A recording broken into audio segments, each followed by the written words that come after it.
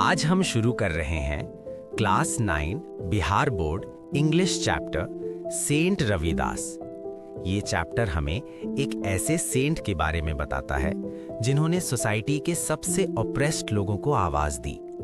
Oppressed मतलब दबे कुचले और शोषित लोग। सेंट रविदास को गुरु रविदास भी कहा जाता है। वे कॉमन पीपल के लिबरेटर थे। लिबरेटर मतलब मुक्त करने वाला, आजादी दिलाने वाला।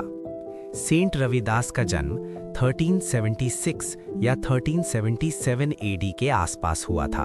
उनका बर्थ प्लेस था मंडूरगढ़ विलेज, जो काशी यानी बनारस के आउटस्कर्ट्स में स्थित था।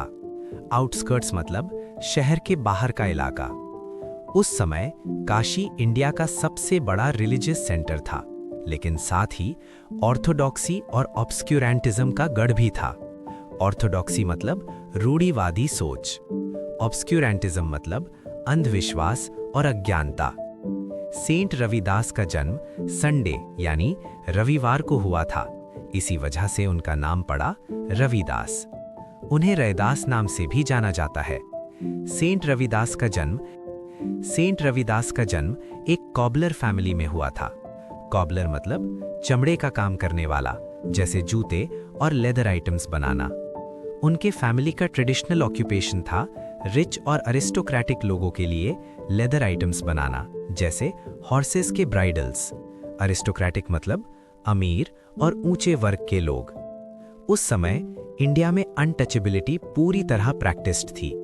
अनटचेबिलिटी मतलब छुआछूत की अमानवीय प्रथा। कॉबलर कम्युनिटी को लो कास्ट माना जाता था। सोसाइटी में उन्हें रिस्पेक्ट नहीं मिलता था, ना एजुकेशन ना रिलीजियस फ्रीडम। लेकिन सेंट रविदास बचपन से ही डिफरेंट सोच रखते थे। वे बाहरी दिखावे में नहीं, इनर ट्रूथ में बिलीव करते थे। इनर ट्रूथ मतलब अंदर की सच्चाई और पवित्रता। धीरे धीरे उनका झुकाव स्पिरिचुअलिटी की तरफ बढ़ा। स्पिरिचुअलिटी मतलब आत्मा और ईश्वर से जुड़ाव। उन्होंने शालिग्राम की वर्शिप शुरू की। शालिग्राम एक सेक्रेड स्टोन है जो लॉर्ड विष्णु का सिंबल माना जाता है। जब काशी के पंडितों को यह पता चला कि एक अनटचेबल भगवान की पूजा कर रहा है, तो उन्होंने इसका कड़ा विरोध किया। पंडितों का मानना था कि रिलीजन सिर्फ अपर कास्ट का अधिकार है, लेकिन सेंट रविदास इस डिस्क्रिमिनेशन को एक्सेप्ट करने वाले नहीं थे। यहीं से सेंट रविदास की लाइफ का रियल स्ट्रगल शुरू होता है। उन्होंने डिसाइड किया कि वे गॉड की वर्शिप और ह्यूमैनिटी की सेवा किसी भी हालत में नहीं छोड़ेंगे। सेंट रविदास की लाइफ ये मैसेज देती है कि जन्म नहीं, कर्म इंसान को महान बनाता है। यहीं से एक साधारण कॉबलर धीरे धीरे एक महान सेंट बनने की जर्नी शुरू करता है। काशी धर्म और परंपराओं का केंद्र। यहीं रहता था एक साधारण सा मोची, जो दिन में मेहनत करता और रात में भगवान को याद करता। उसका नाम था संत रविदास। जब संत रविदास ने खुले रूप से भगवान की पूजा शुरू की, तो काशी के ऑर्थोडॉक्स पंडित उनके खिलाफ खड़े हो गए। ऑर्थोडॉक्स मतलब कट्टर सोच वाले लोग, जो बदलाव को स्वीकार नहीं करते।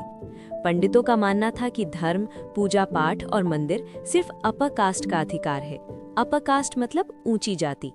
उनके लिए ये बिल्कुल अनएक्सेप्टेबल था। अनएक्सेप्टेबल मतलब जिसे स्वीकार न किया जा सके, कि एक कॉबलर, एक मोची शालिग्राम की पूजा करे। यहीं से संत रविदास की परीक्षा शुरू हुई। उन्हें लगातार इंसल्ट्स और ह्यूमिलिएशन सहनी पड़ी। इंसल्ट्स मतलब ताने और गालियां, ह्यूमिलिएशन मतलब अपमान। समाज ने उन्हें अलग थलग करने की कोशिश की। लोगों ने कहा, तुम मोची हो, तुम्हें भक्ति का अधिकार नहीं। उनके प्रोफेशन को नीचा दिखाया गया। प्रोफेशन मतलब पेशा। उनकी स्पिरिचुअलिटी पर सवाल उठाए गए। स्पिरिचुअलिटी मतलब आध्यात्मिकता। लेकिन संत रविदास ने कभी गुस्सा नहीं किया। वे काम रहे। काम मतलब शांत। वे फियरलेस बने रहे। फियरलेस मतलब बिना डर के। उन्होंने कभी वायलेंस का रास्ता नहीं अपनाया। वायलेंस मतलब हिंसा। उनका हथियार था सत्य, धैर्य और ईश्वर के प्रति सच्ची भक्ति। संत रविदास सिंपल लाइफ जीते थे। सिंपल लाइफ मतलब सादा जीवन। वे ऑनेस्ट लेबर में विश्वास रखते थे। ऑनेस्ट लेबर मतलब ईमानदारी की मेहनत। धीरे धीरे लोगों ने नोटिस करना शुरू किया कि रविदास की बातें सिर्फ वर्ड्स नहीं है, वर्ड्स मतलब शब्द। उनकी टीचिंग्स उनके एक्शंस में भी दिखती थी। एक्शंस मतलब कर्म। संत रविदास कहते थे, भगवान किसी की कास्ट नहीं देखता, वो सिर्फ दिल की प्योरिटी देखता है। प्योरिटी मतलब पवित्रता। उनकी बातें कॉमन पीपल के दिल तक पहुंचने लगी। कॉमन पीपल मतलब आम लोग, अनटचेबल्स, गरीब और ऑप्रेस्ड लोग उनसे जुड़ने लगे। ऑप्रेस्ड मतलब दबे कुचले लोग। उन्हें पहली बार सेल्फ रिस्पेक्ट का एहसास हुआ। सेल्फ रिस्पेक्ट मतलब आत्मसम्मान। संत रविदास ने सिखाया, कोई भी काम छोटा नहीं होता, काम को नीचा समझना सिर्फ इग्नोरेंस है। इग्नोरेंस मतलब अज्ञान। पंडितों का विरोध धीरे धीरे कम होने लगा, क्योंकि संत रविदास की मॉरल पावर बहुत स्ट्रांग थी। मॉरल पावर मतलब नैतिक ताकत।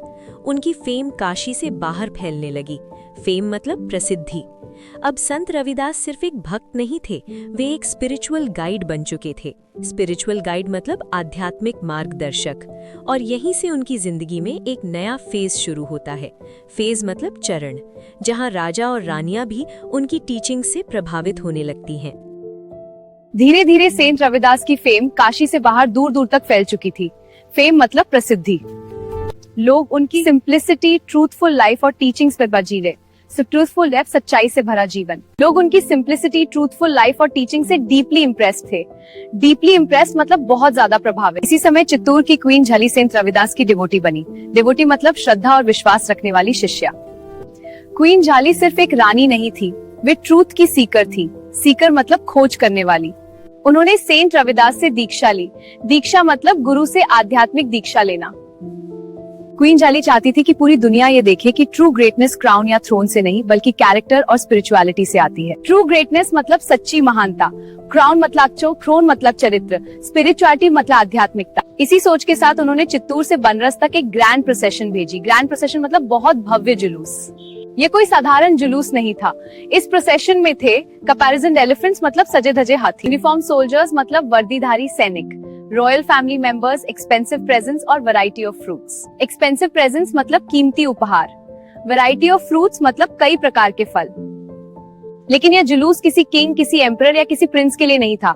यह जुलूस एक पुअर सेंट रविदास के लिए था। पुअर सेंट मतलब साधारण और निर्धन संत। जब ये ग्रैंड प्रोसेशन बनारस पहुंचा तो लोग हैरान रह गए, मतलब आश्चर्यचकित, क्योंकि ये प्रोसेशन किसी पैलेस या मैंशन के सामने नहीं रुका। पैलेस मतलब महल, मैंशन मतलब आलीशान घर। ये जुलूस एक स्मॉल हट के सामने रुका। स्मॉल हट मतलब छोटी सी झोपड़ी। यही झोपड़ी सेंट रविदास का रेजिडेंस थी। रेजिडेंस मतलब हो रहने की जगह। यह सीन पूरी सोसाइटी के लिए एक स्ट्रॉन्ग मैसेज था। संदेश ये था कि स्पिरिचुअल पावर रॉयल पावर से कहीं ज्यादा बड़ी होती है। स्पिरिचुअल पावर मतलब आध्यात्मिक शक्ति, रॉयल पावर मतलब राजसी शक्ति। सेंट रविदास ने कभी लग्जरी लाइफ नहीं अपनाई। लग्जरी लाइफ मतलब ऐश आराम की जिंदगी। वे हमेशा सिंपल लाइफ जीते रहे। जो भी ऑफरिंग्स मिली उन्हें उन्होंने पुअर, साधुस और नीडी लोगों में बांट दिया। इसी पीरियड में पोएटिस मीराबाई भी सेंट रविदास की डिसाइपल बनी। पोएटिस मतलब कवयित्री, डिसाइपल मतलब शिष्या। यह बात बहुत इंपॉर्टेंट है कि एक कॉबलर सेंट, एक क्वीन और एक पोएटिस तीनों का गुरु था। ह्यूमिलिटी मतलब विनम्रता। इस स्टेज पर सेंट रविदास सिर्फ एक सेंट नहीं रहे, वे एक सोशल रिफॉर्मर बन चुके थे। सोशल रिफॉर्मर मतलब समाज सुधारने वाला व्यक्ति। ट्रू रिस्पेक्ट मतलब सच्चा सम्मान, वैल्यूज मतलब मूल्य, एक्शंस मतलब कर्म। अब हम सेंट रविदास की टीचिंग्स और आइडियोलॉजी को समझते हैं। सबसे पहले समझो, आइडियोलॉजी का मतलब होता है किसी व्यक्ति की थिंकिंग, बिलीफ्स और लाइफ प्रिंसिपल्स। सेंट रविदास की आइडियोलॉजी पूरी तरह इक्वालिटी बेस्ड थी। इक्वालिटी बेस्ड मतलब सब इंसानों को बराबर मानने वाली सोच। सेंट रविदास कहते थे कि गॉड किसी कास्ट, बर्थ या वेल्थ को नहीं देखता। वेल्थ मतलब धन दौलत के अनुसार अगर इंसान का हार्ट प्योर है तो वही ट्रू डिवोटी है। ट्रू डिवोटी मतलब सच्चा भक्त के अनुसार अगर इंसान का हार्ट प्योर है तो वही ट्रू डिवोटी है। ट्रू डिवोटी मतलब सच्चा भक्त। उन्होंने एक्सटर्नल रिचुअल्स का विरोध किया। एक्सटर्नल रिचुअल्स मतलब दिखावटी पूजा पाठ। सेंट रविदास मानते थे कि गॉड मंदिर में कम और इंसान की सेवा में ज्यादा मिलता है। उनकी टीचिंग में डिग्निटी ऑफ लेबर बहुत इंपॉर्टेंट थी। डिग्निटी ऑफ लेबर मतलब मेहनत के काम की इज्जत। वे खुद कॉबलर थे और अपने प्रोफेशन पर प्राउड थे। उन्होंने सिखाया कि कोई भी काम नीचा नहीं होता। सेंट रविदास ने कास्ट सिस्टम को ओपनली रिजेक्ट किया। रिजेक्ट मतलब पूरी तरह नकार देना। उन्होंने कहा कि हाई और लो कास्ट सोसाइटी की बनाई हुई दीवारें हैं। सेंट रविदास की सबसे फेमस आइडिया है बेगमपुरा। बेगमपुरा एक इमेजिनरी सिटी है। इमेजिनरी सिटी मतलब है कल्पना में बना आदर्श शहर। बेगमपुरा का मीनिंग है बेगम यानी दुख, पुरा यानी जगह यानी। बेगमपुरा में कोई कास्ट नहीं, कोई डिस्क्रिमिनेशन नहीं, कोई टैक्स नहीं, कोई फियर नहीं। फियर मतलब बीज डर। उन्होंने विमेन और मेन को इक्वल माना। ये उस टाइम के लिए बहुत प्रोग्रेसिव थॉट थी।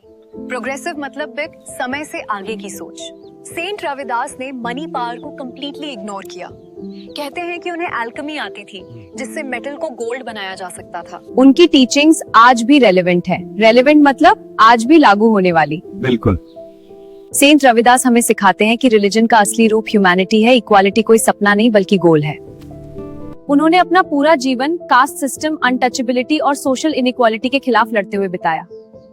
उनकी ग्रेटनेस का सबसे बड़ा प्रूफ ये है कि उनके 40 वर्सेस गुरु ग्रंथ साहब में शामिल किए गए। गुरु ग्रंथ साहब सिक्स का सेक्रेड बुक है और उसमें रविदास के हिम्स का होना एक रेयर ऑनर है।